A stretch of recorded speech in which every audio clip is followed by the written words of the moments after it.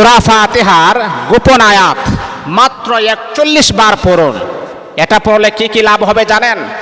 আমি লাভের কথাগুলো বলি। 1 নম্বর হচ্ছে মনের আশা পূরণ হবে, ভালো ঘরে বিবাহ হবে, তারপরে হচ্ছে ঋণের টাকা পরিশোধ হবে, তারপরে সকল বিবাদ দূর হবে।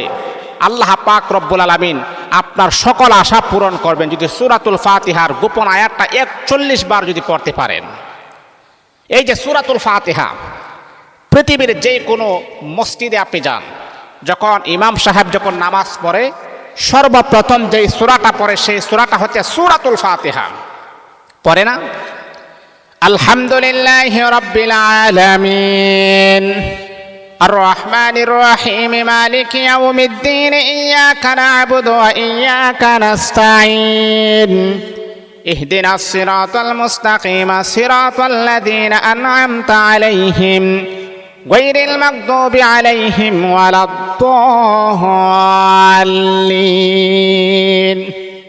আপনি যদি বাংলাদেশের কোনো মসজিদে নামাজ পড়েন, যে কোনো মসজিদে, ইমাম সাহেবের যে সূরাটা সর্বপ্রথম পড়বে সেটাই হচ্ছে সূরাতুল ফাতিহা।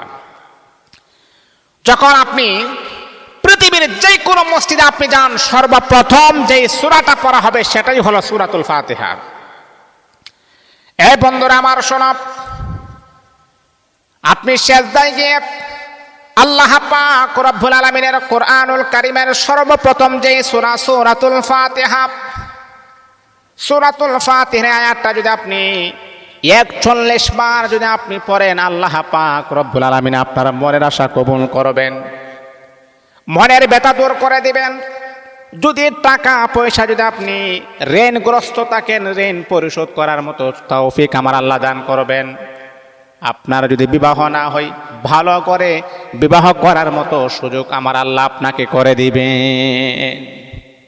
সূরাতুল ফাতিহা সূরাতুশ শিফা, গোটা কোরআনটাই হলো শেফা। সূরাতুল ফাতিহার অনেক অনেক সম্মান রয়েছে, অনেক অনেক মর্যাদা রয়েছে।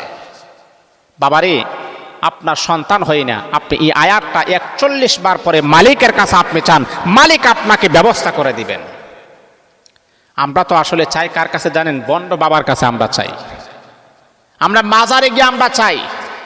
আল্লাহ বলেন, আমি আল্লাহ ব্যতীত যারা অন্যকে আমি আল্লাহ মানে তাদের দোয়া আমি আল্লাহ কখনো কবুল করি না। আল্লাহ পাক রব্বুল আলামিন কোরআনুল কারীমের ভিতরে আমার আল্লাহ বড় সুন্দর চমৎকার আকারে আমার আল্লাহ বলেন, ইন্নাল্লাহা লা ইয়াগফিরু আন ইউশরাকা বিহি ওয়া ইয়াগফিরু মা দুনা যালিকা লিমান ইয়াশা।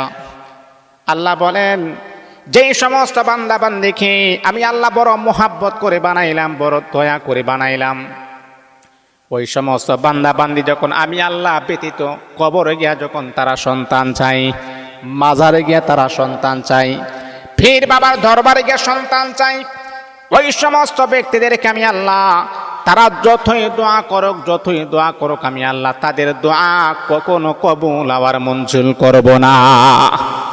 কারণ হলো সন্তান দেওয়ার একমাত্র মালিক হলো আমি আল্লাহ। আমি আল্লাহ ছাড়া পৃথিবীর কেউ তোমাকে সন্তান দিতে পারবে না। এই জন্যে বাবা, আল্লাহর কাছে চাইতে হবে, আল্লাহর কাছে চাইতে হবে, তাহলে আবার আল্লাহ আপনার জন্য সুন্দর একটা ফায়সালা করে দিবেন। আল্লাহর কাছে চাইতে হবে, আল্লাহ ছাড়া কারো কাছে চাইলে কিন্তু হবে না। তো সম্মানিত হাজিরিন, যেই কথাটা বলতেছিলাম, সূরাতুল ফাতিহার গোপন আয়াতটা 41 বার আপনি পড়বেন। এই আয়াতটা কিটা? এই আয়াতটা হলো আপনি সেজদায় গিয়ে পড়বেন, নফল নামাজ পড়বেন। এই যে তাহাজ্জুদের নামাজ, রাতের শেষ ভাগে তাহাজ্জুদের নামাজ পড়েন না, আপনার অভাব অনটন লেগে আছে, মনের আশা পূরণ হয় না, একেবারে ব্যর্থ হচ্ছেন, চাকরি হওয়ার পরও হয় না, বিদেশ যাইতেছেন, যাইবেন করে অনেক বছর হয়ে গেছে, ঋণগ্রস্ত হয়ে গেছেন, সব কিছুর সমস্যার সমাধান হবে যদি আপনি সূরাতুল ফাতিহার এই আয়াতটা সেজদায় গিয়ে যদি আপনি পড়তে পারেন। এই আমার বন্ধুরা শোনো, 2 রাকাত অথবা 4 রাকাত নামাজ আপনি পড়বেন, 2 রাকাত করে। যখনই আপনি সেজদায় যখন লুটিয়ে পড়বেন, সেজদার তাসবিহটা আপনি পড়বেন, সুবহানা রাব্বিয়াল আ'লা, সুবহানা রাব্বিয়াল আ'লা। 3 বার 5 বার যতবার আপনি পারেন পড়বেন। তারপরে আপনি পড়বেন, ইয়্যাকা না'বুদু ওয়া ইয়্যাকা নাস্তাঈন। আল্লাহ তোমারই ইবাদত করি, তোমারই সাহায্য প্রার্থনা করি। কত সুন্দর আয়াত দেখেন, আল্লাহ দুনিয়ার কোন রাজা বাদশার ইবাদত করি না, তোমার ইবাদত করি। ইয়্যাকা না'বুদু ওয়া ইয়্যাকা নাস্তাঈন, তোমারই সাহায্য প্রার্থনা করি। 41 বার আপনি পড়বেন সেজদায়, এক সেজদায় 41 বার, আরেক সেজদায় আরেক 40 বার, তাহলে এইভাবে 4 সেজদায় আপনি 41 বার করে আপনি পড়বেন।